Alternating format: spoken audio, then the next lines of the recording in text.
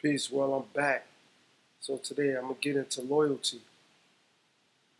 So when we talk about loyalty, the first thing we got to emphasize on is that it should be no limitation on loyalty.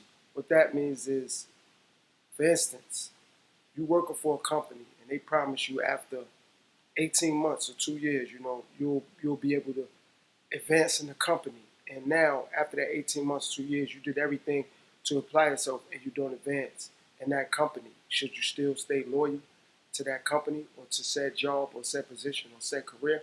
Why I'm acting like that? Because, as people, as civilization, as mankind, men and women, we have the tendency to say we're looking for loyalty or we're looking for loyal people. So if you're a dude and you see it as if a woman is not loyal to you the way that she needs to be, from your perspective, from your understanding, you don't have to curse her out. You don't have to get upset with her.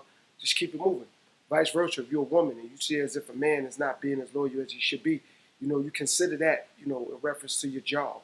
You consider that in reference to other walks of life, not just with a man, and vice versa, not just with a woman if you're a man. So don't just, box a woman in and say, well, nah, she was hanging out with her friends, or she wasn't loyal to me, or she started having sex with other dudes. Vice versa, if you're a woman, oh, he having sex with other women, or he always running out with his friends. I'm saying, think about that when you in school. If the people at the college or the dormitory tell you something and they not being loyal to the expectations that you have for said college or for said dormitory, so on and so forth. You know what I mean? The same thing with your jobs. You know what I mean? Or with your career. You know what I mean? Or with any walks of life. Like, loyalty shouldn't just consist of a relationship dealing with a man or dealing with a woman or dealing with your child father or your child mother. It should consist of all facets of life.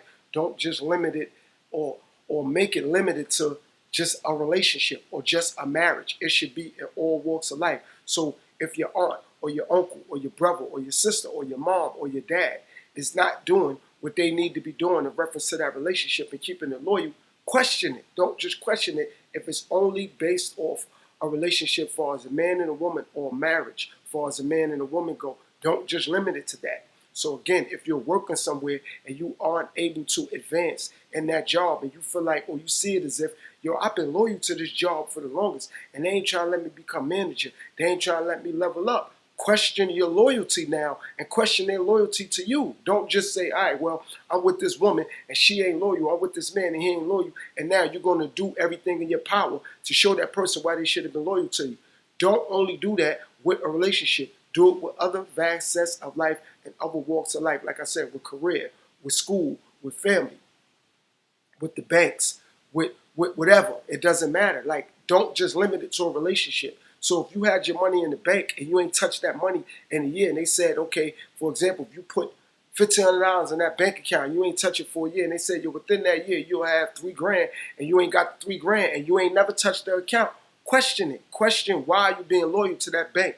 Question that bank's loyalty to you and to your money. Question it. Don't just do it when it comes to relationships, because I'm saying we only question loyalty when it comes to relationships, or we only question loyalty if we giving somebody something and we're looking for something in return. Question loyalty in all walks of life. Let that sink in and think about that. And like I always say, and I'm starting to say more, when emotion is high, logic is low. I like to deal with the reverse. I like for my logic to be high and for my emotion to be low. I'm going to say that one more time. When emotion is high, logic is low. Let that sink in and think about that. Peace, world.